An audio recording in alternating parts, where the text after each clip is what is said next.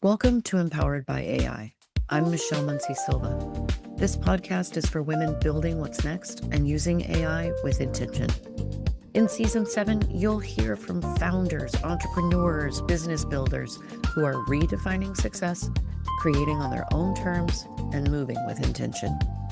We're learning from conversations about reinvention, identity, and taking action because every episode gives you ideas you can use immediately. Let's get into it. Marline, I'm so happy to talk to you today. I am super excited for this conversation. Yes, I'm excited too to just be a part of the podcast and tell more about me and my business and what's going on. That's what I want to hear all about today. So I'm going to give you a second. Let's just have you introduce and tell everyone what's going on with you. So my name is Marline Paul. I am the founder of Enilram Creative Solutions, which is my name spelled backwards. And with this is our birthday, my birthday month. So we're recording in July. So I my business is turning 5. We are launching our 5-year anniversary magazine and doing a lot of celebrations this month. One of the major projects that I'm working on is relaunching my mentoring group and also my AI summit that's coming up in November.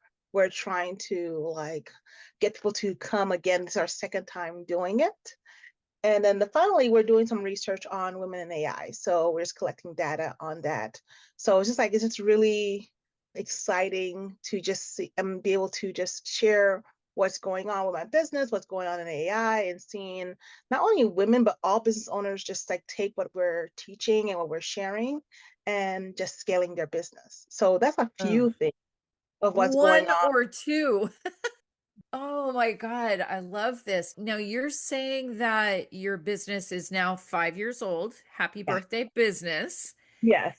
And I know you had a career before this. So let's talk a little bit about that. How did you make that transition and what kind of made you want to move from your career in education, correct? Yes. I was a Towards teacher this? for 17 years in education. It was only supposed to be 5 years. I told myself I'm going to do teaching for 5 years, then I'll do something on my own. End up staying there for 17 years, really good at what I did. I find that teaching was a gifting that I have. And then I started to feel like, okay, I need to do something a little bit different, but everything started changing. And then 5 years before I had decided to leave, I started getting the itch of, okay, I need to start making a transition. So I hired a coach to walk me through, mostly a life coach, just to figure out where I want to go next. And the life coach helped me with finding my voice and finding, get the confidence part of it. And then COVID happened when I came back. Because, and being a military family, we move around a lot. So it was getting a little bit taxing to teach and restart. And I just needed something that gave me a little bit more flexibility. So during COVID, I said, okay, this is my time while I'm teaching online with the kids to start making my transition. So I got a business coach that started walking me through systems and process of what I need to do. And then that was in 2020. And I started my business in 2021, the year after that. And then transition officially left the classroom in 2022. And that was a big leap of faith because, okay, I'm going to do this on my own because I need the flexibility. I needed more control, more autonomy to spend some time with my kid. I was driving to work and I was crying. So it was more for my mental health too. It's just like crying and then have to put a mask on and teach and then leave and come back home and I don't have anything to give for my family.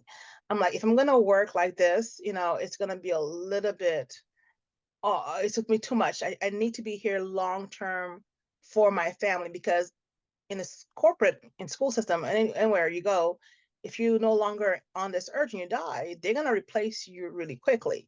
So the only thing I have is the legacy that I can leave to my family. So I feel like this transition has been the best decision, but the hardest decision that I've done. because it's like sometimes you don't know when money going to come in, or you don't know what, so you have to find different ways to create passive income and strategize to make sure that everything is in the right, just continue the same way. But because I love what I'm doing, it doesn't feel like work. I could stay in work, so I would work at the job and, with the students all day long, and I'll come back and I'll do my business and do a 5 to 9 or a couple of hours working on my business. Then now I'm doing more time, like the 9 to 5 or the 9 to 9, or the wake up in the morning and you're working until midnight, like, hey, I probably should go to bed now.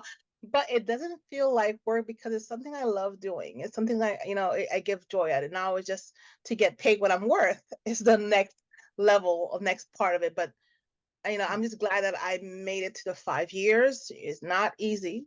I did it kicking and screaming. Kicking and That's what I was screaming. going to ask you about. Do you feel like there's a little bit of struggle with owning that identity of entrepreneurship? Do you feel like you're struggling with a particular issue? Is it visibility? Is it charging what you're worth, as you said, Yeah, taking I up think space? I think the first, I don't think it's visibility, because I worked on visibility. It's having that confidence to say, hey, this is my price and I'm sticking to that price, and not Mhm. having to want to discount because thinking people don't would want to pay less. Um, yeah, that's the whole thing, because I would say, okay, my price is this XYZ, and then someone like, oh, they scratch their head, and then you hear them later on and say, well, yeah, I just spent $6,000 on this course. I'm like, I could have done this for you for less. So I like, just like that value. But it's getting better now where I'm able to start doing that more and more. This is why it's important to have people in your life that say, hey, you're turning too little, double your price or triple your prices, and stay there. And if they can't pay it, they're not your persons right now. There's ways to reach people who can't afford you right now, and where you could limit access to you, but you can still provide them value. And then those who are available to you, you're able to give them you more of the direct access to you. So I was having everybody have access to me. Now it's just like a select few people that have access to me. So it's still a work in progress, but it's getting better, because before I would be very overwhelmed, because it was just a lot. I was doing a lot of work for a little bit of money. Do you feel like that kind of leads me to this question where I'm wondering, did you feel like you wasted some time early on things that ended up not mattering, or do you feel like each one of these moments was worth it because you learned something from it? I don't think it was a waste of time. Mhm. I believe it was worth it, because like, even the classes, my mentorship, I feel like I stopped it. And then the first time I had my mentoring program, and I taught, and but it by doing that, it helped me develop confidence on, okay, what works and what doesn't work. So I had a trial and error.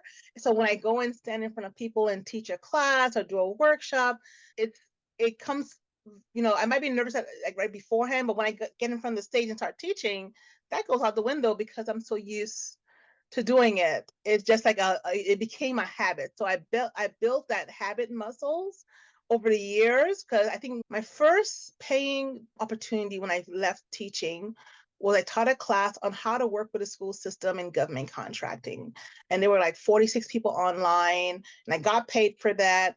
I was nervous. I did it with my business coach, and but it helped build my muscles of like, hey, you have the knowledge and you know how to break it down, and people want to hear what you have to hear. So usually one of my thing before I go and do a workshop, I look myself in the mirror and say, hey, you got this. People want to hear what you have to say. You are the secret sauce. So just go out there and just share, not and slow down, because I could be getting nervous and start sharing very fast. Hey, they're paying you to talk. So just slow down. And they want to hear, they want to hear what you have. And not everybody knows what you know, and I'm learning that. What I'm in a circle where people know more, like what I know, and I try to surround myself with people who know more than me. But I just know when I'm teaching other people, they're still at the beginning stages. They still need to break down. And that's what my strength is, of breaking it down. And this is why I feel like even my 17 years in the school system, it was not a waste of time. It helped me develop that teaching muscle, that patience, that how to break things down. I don't think anything is by accident. Everything is necessary, and I'm using everything. I'm using everything that I have experienced if I tell you what direction I have from the school system, for my undergrad to my master's, it looks like it doesn't fit. All these things look like it doesn't fit, but when I'm talking and I'm doing my work in my business, I can see where everything fits now. It got you to where you are. It was Mhm. part of your journey. Yes, and that's key. So I don't think any mistakes are. I don't really think mistakes are bad. I think they're life lessons, and then it builds who you are and how you approach things, and it helps you reach people who are going through that same situation as you. And I think that mindset also is a key part to what's helping you move your business forward. It's like you can look at it in a negative, or you can look at it in a positive and take action on it. Yes, yes, yes. Yeah. And yeah, 'cause I know when I first started teaching, I was at a school that had all the teachers read the 7 Habits of Highly Effective People, the 7 Habits of Highly Effective Teens, and we taught about the growth mindset and those 7 pillars. And even now, I don't really like have them built into like my everyday, but it's part of who I am. So because it's ingrained. Like, instead of me thinking bad, I'm like, let me just think of the positive part of it too. What's the growth in this? How can I grow? It's a growing moment. Yes, we can see the bad, but what's the growing moment? We're having a disagreement right now. Let me seek to understand what you're saying before I try to get myself understood and walk in your shoes. So there's different pillars that was taught during that time that is still ingrained in me, that it was a good thing that I went through that process in the school system, so that when I'm teaching and I'm sharing with people, I still have that value system in me, and people appreciate that. And I'm wondering, in addition to that mindset, what are the systems or routines that are helping stabilize your business as you move forward? Right now, it's also, first of all, right now I've incorporated self-care a lot more, because before I was over, but I was just going. And I'm come to the point where, what, if it doesn't happen, it doesn't happen. I am the boss. I can say this is off my plate. So my plate could be full, and be like, okay, like this weekend, I know I had a whole bunch of stuff to do.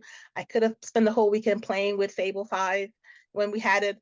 I probably spent a couple of hours, not an hour, a couple few minutes, like going through it and play with it. But then I decided, like, I want to spend time with my family. I want to rest. I had things I need to give to my interns. They're on vacation too. They need to rest. We can figure it out, and we can re-strategize, and I say, okay, we can take this off the plate. So that's one thing of prioritizing rest. And because I'm the boss, I can take things off my plate and make sure my team has rest, so they can give me quality work, and we are able to re-strategize. And the other thing that also helped me is having a community, and having different communities to support me, because sometimes I had like one community and they can't hold me in all capacities. So I have a community that probably would help me with my self-care, and I have one with my mommy groups. I have one probably with, okay, the AI and this mindset and training and scaling. So I have different groups that support me different ways. I was talking last week, I think it was last week Monday. It was Monday, I don't know if it was Monday. Yeah, last week Monday, I got several check-in from different peoples, from different groups, and just say, hey, we're just thinking about you. And after it's been quiet for 2 weeks, I hadn't heard from anybody, and I was getting to the point where I was about to, like, maybe I should look for another job or give up. And then I got a whole string of, hey, are you okay? Just checking on you. Like, just want to check in and get a call. And it was just like a good thing to have that community, because you never know when you're going to need that. When someone come in your mind and they talk to you and you call them, that's been the greatest thing that I've had, because we can't carry that burden alone. So if you only had one friend and that friend is very busy and you might feel alone, but having a community that cares, even if it's a text message, that really helps my journey. That has been like my saving grace for my journey. Because sometimes we tend to do this entrepreneurship alone and want to retreat and go into a circle and cry, because that happened too. You want to go into a circle and cry and say life is lifing and things are not going, but I still have to show up for my business. I still have to show up for my team. How do I keep on going forward? And it's good to have people that are safe space, that are containers that can hold you there and walk you through your journey and help you not give up when you feel like you want to give up. Yeah. What is something that you wish more women understood before they made the leap into entrepreneurship themselves? That's a good question. It's not going to be easy. That's one of the things. It's not going to be easy. You're going to have to bet on yourself, because the people that you would think that would going to cheer you on will be the last person to cheer you on sometimes. Don't look for that, for support. Because I was thinking, oh, I have a big family.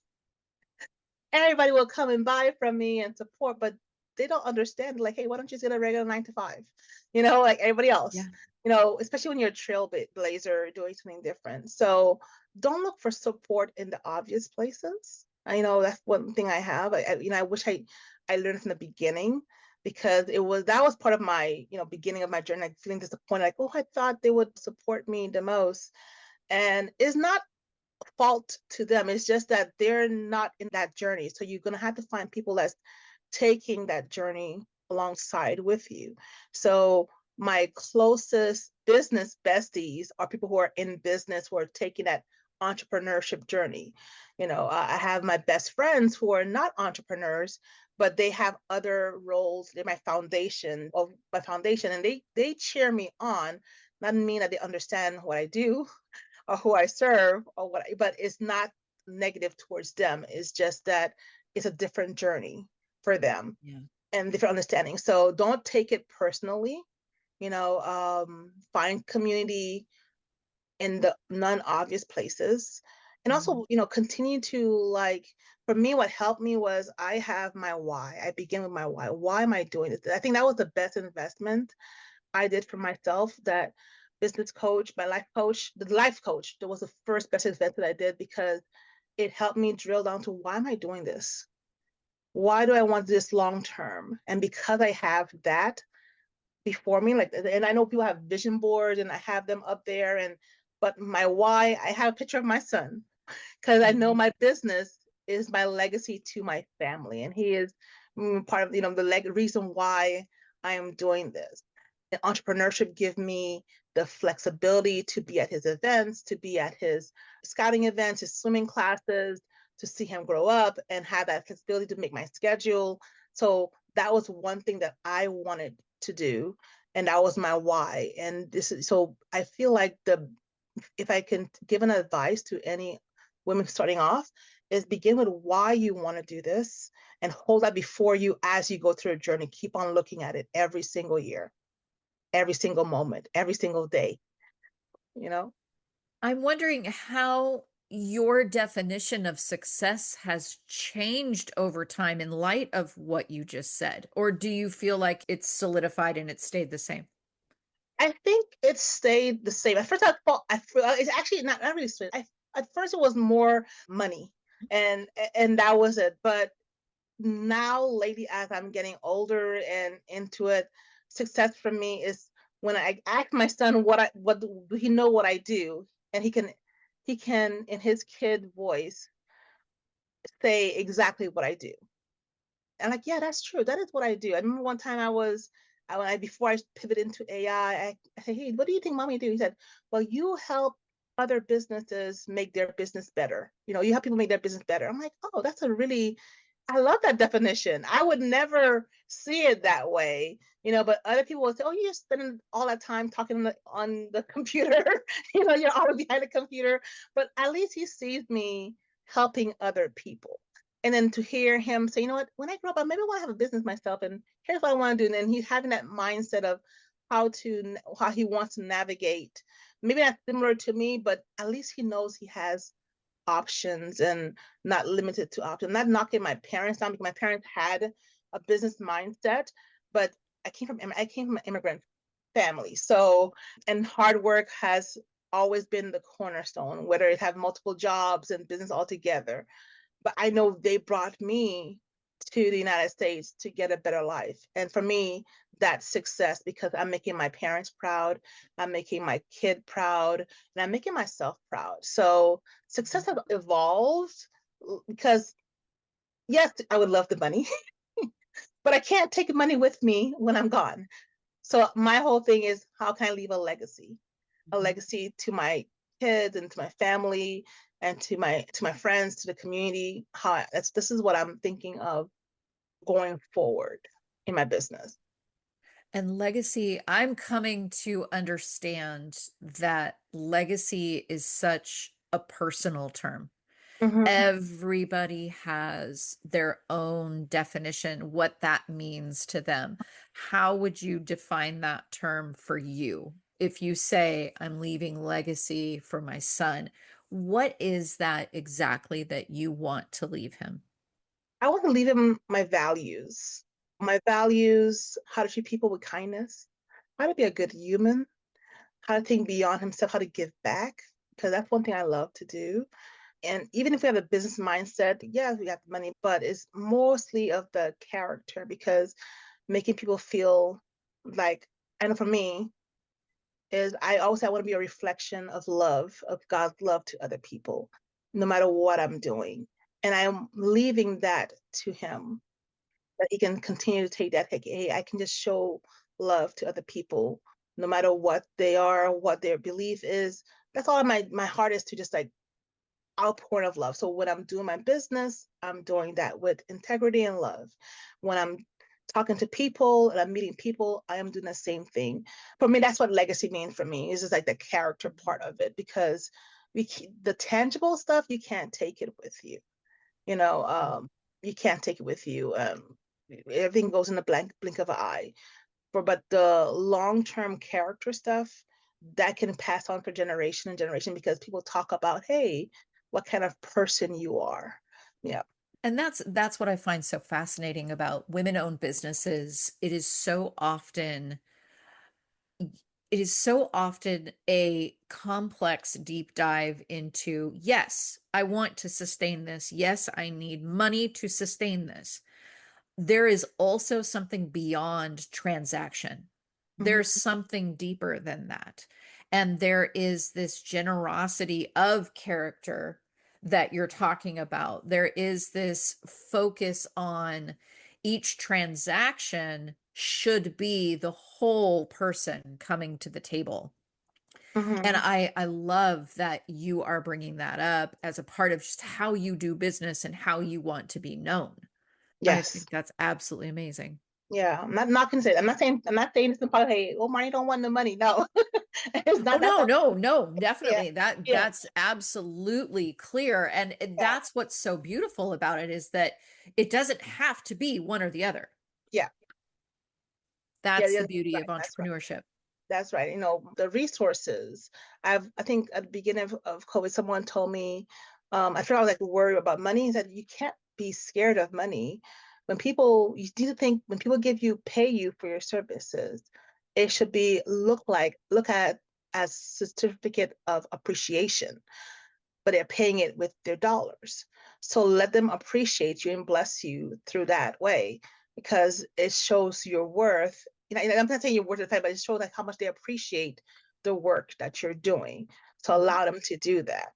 So, and that gives me, by that intake of that appreciation, I'm able to help more people. I'm able to do better work more effectively, and be able to focus full time on it too. Because if I can't focus full time on the business, then you won't get a good work, so you'll need that operation to sustain.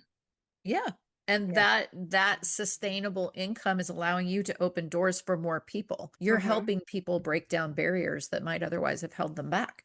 Yes, yes, I yes. love that. So what is next for you for your business? So right now, what is next is I'm looking to grow the team more. We're adding on. Well, we're right now we're in the middle of celebrating our 5 year. So I want to see us to get to 10 years. That is one thing.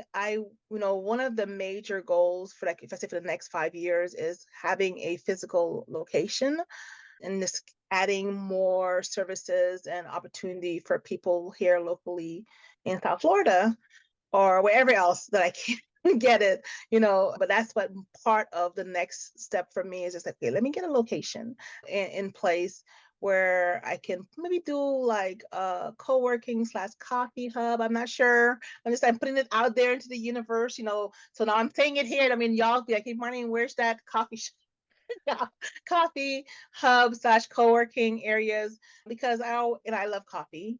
I love chocolate. So those are my Good favorite. combo. I'm happy. I'm down. But I also say I want to have a space where I can do my workshops. I can have people networking. If moms or women or anybody want to come in and probably do a podcast before, we have like options to do that. So I have this idea in my head.